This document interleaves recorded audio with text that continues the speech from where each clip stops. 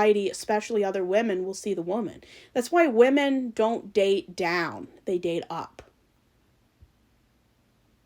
Women lose more in relationships than men do.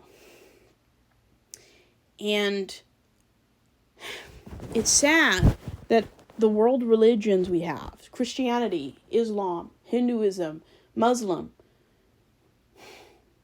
they don't view women very well.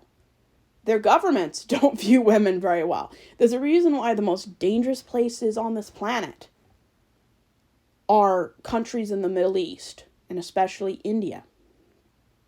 I think the most dangerous country in the world when I last looked was India for a woman. I was kind of surprised it wasn't a Muslim country, but any country whose laws are based on religion are going to be brutal. I mean, you look at our country, when it was under the Puritanism and Calvinism, it was brutal. Salem witch trials and the massacres. Religion has no business being in politics because religion is subjective. I don't believe any religion is real. It's all man-made to explain what we don't know. It's superstition, and it's a good way to control women because factually, women are more religious than men.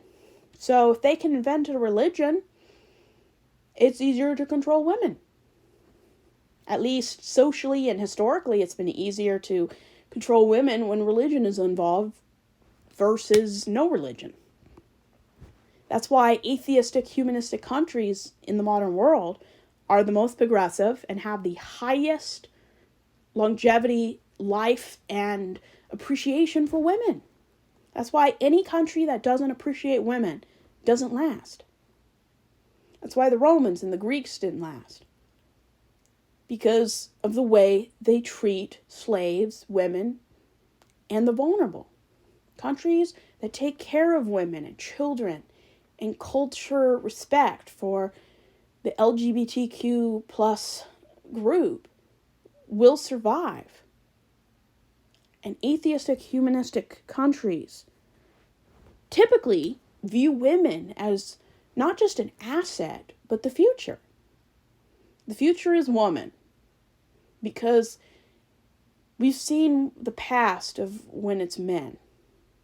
And we do need men. But we don't need them as consistent leaders. There's nothing wrong with having a male leader any more than having an Asian or Latino leader.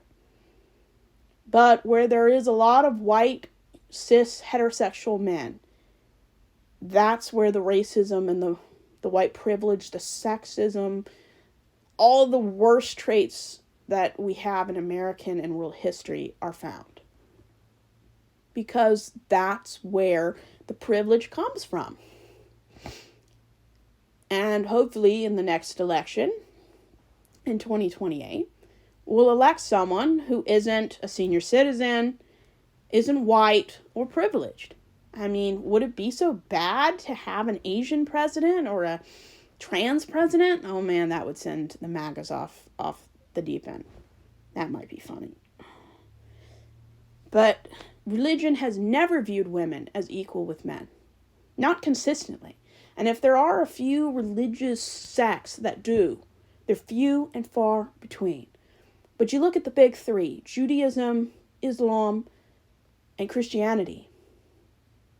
They believe that if a woman isn't stereotypically female and isn't as pure as a 10-year-old child, they should be stoned. That if a woman is even human and acts on a sex drive, they are to cut off her head. The way Christians view female sexuality is deplorable. The way they protect predators is utterly grotesque. The way the Jews in the ancient world viewed women who were human beings, they would pitch stones at them. Because that's how you treat women. And men should not treat women with respect just because they came out of a woman. But because they're human beings.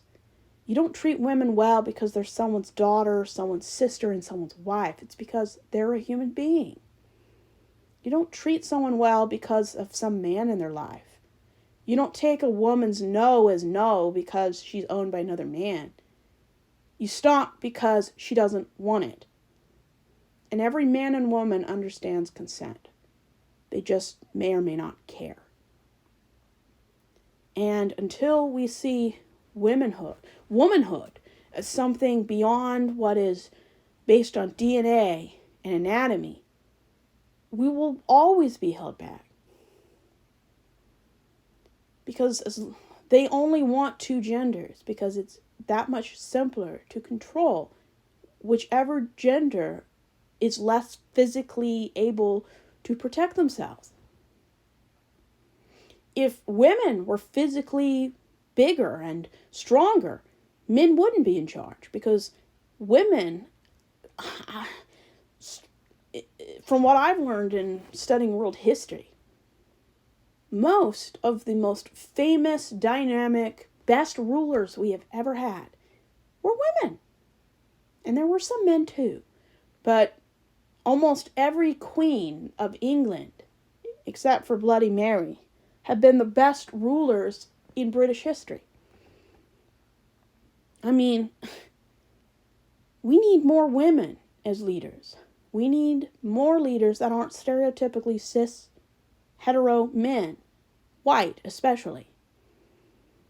But something about America, we're too ignorant to vote anything besides a white male.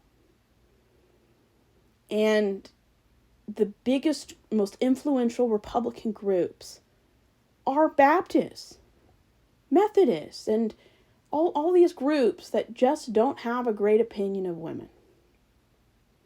And if you don't see women consistently in leadership roles, this is a red flag. Very red flag, which is why I'm not a part of the Catholic Church. And the Catholics can say over and over that women are equal to men, but if you've never had a female pope, you're lying. Because they would never elect a woman. They don't believe women are capable leaders.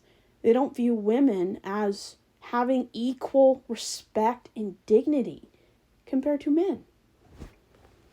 And when there's no women even voting for a possible female pope, what do you expect?